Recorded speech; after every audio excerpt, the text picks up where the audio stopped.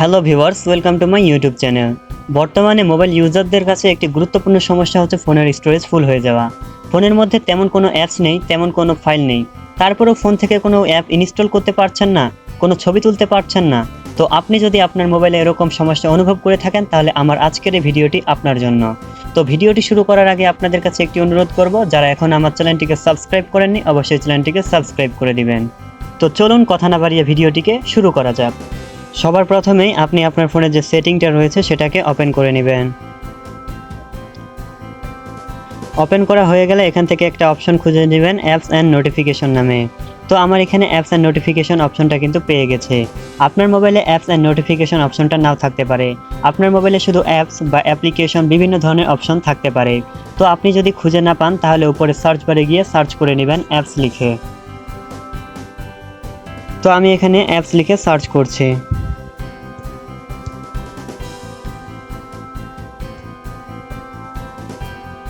Search করার সাথে সাথেই কিন্তু দেখতে পাচ্ছেন আমার যে অ্যাপস নামে অপশনটি রয়েছে সেটা কিন্তু চলে আসছে।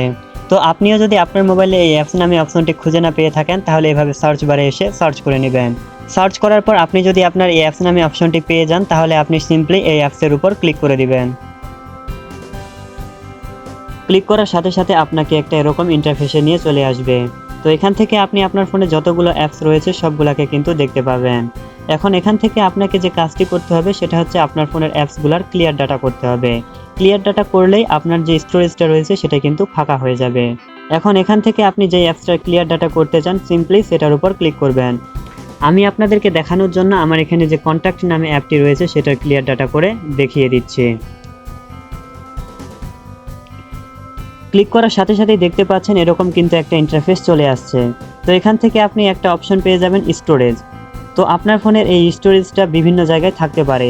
বিভিন্ন জায়গায় মানে হচ্ছে আপনার ফোনের এই স্টোরেজ লেখাটা সাইডে বা উপরে বা নিচে বা মধ্যখানে বিভিন্ন জায়গায় থাকতে পারে। আপনার ফোনের যেখানেই থাক না কেন আপনি সিম্পলি সেই স্টোরেজে ক্লিক করে দিবেন।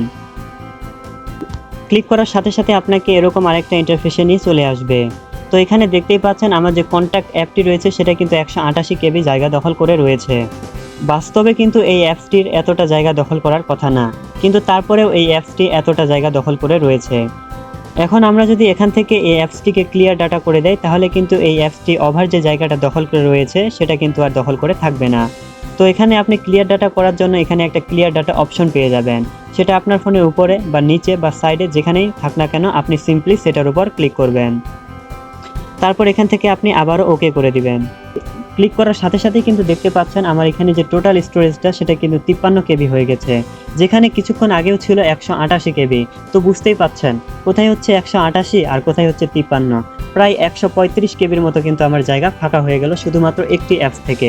তো আপনি যদি চান তাহলে কিন্তু আপনার ফোনের যে সবগুলো অ্যাপস রয়েছে সবগুলো থেকেই কিন্তু এভাবে ক্লিয়ার ডাটা করতে পারেন। এভাবে দেখা যাবে যে আপনার 1 জিবি বা 2 জিবি স্টোরেজ কিন্তু এমনিতেই ফাঁকা হয়ে যাবে।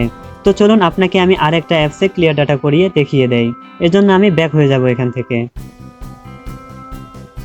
তারপর ব্যাকে এসে আমি যদি আপনাদের আরেকটি অ্যাপসে ক্লিয়ার ডাটা করে দেখাই, যেমন এই গ্যালারি রয়েছে। তো গ্যালারিতে আসার পর এখানে স্টোরেজে আবার চলে গেলাম। আবার এখানে দেখতেই পাচ্ছেন আমার হচ্ছে টোটাল স্টোরেজ দখল করে রয়েছে হচ্ছে 15.63 এমবি এবং অ্যাপ ডাটা হচ্ছে 15.60 এমবি, ডাটা হচ্ছে 24.58 কেবি। তো এখান থেকে আমি ক্লিয়ার ডাটা করে দিচ্ছি। তো ক্লিয়ার ডাটা করার সাথে সাথে এখানে দেখতে পাচ্ছেন আমার এখানে যে টোটালটা ছিল সেটা কিন্তু কমেনি, আর নিচে যে ডাটা ছিল সেটা কিন্তু সম্পূর্ণ জিরো হয়ে গেছে এবং যে ক্যাশাটা ছিল সেটাও কিন্তু জিরো হয়ে গেছে। তো আপনার এরকম যদি কোনো অ্যাপস হয় যে টোটাল স্টোরেজটা কমছে না কিন্তু ডেটা এবং ক্যাশা জিরো হয়ে গেছে তাহলেও কিন্তু আপনি এখান থেকে উপকার পাবেন। মানে হচ্ছে তাতেও কিন্তু আপনার স্টোরেজটা ফাঁকা হয়ে যাবে। তো আপনি চাইলে এভাবে আপনার ফোনের সম্পূর্ণ অ্যাপসগুলোতে ক্লিয়ার ডাটা করে করে আপনার যে স্টোরেজটা রয়েছে সেটাকে 1 বা 2 জিবি ফাঁকা করে নিতে পারেন। তো আমার ভিডিওটি যদি ভালো লাগে অবশ্যই লাইক এবং সাবস্ক্রাইব করে পাশে থাকবেন।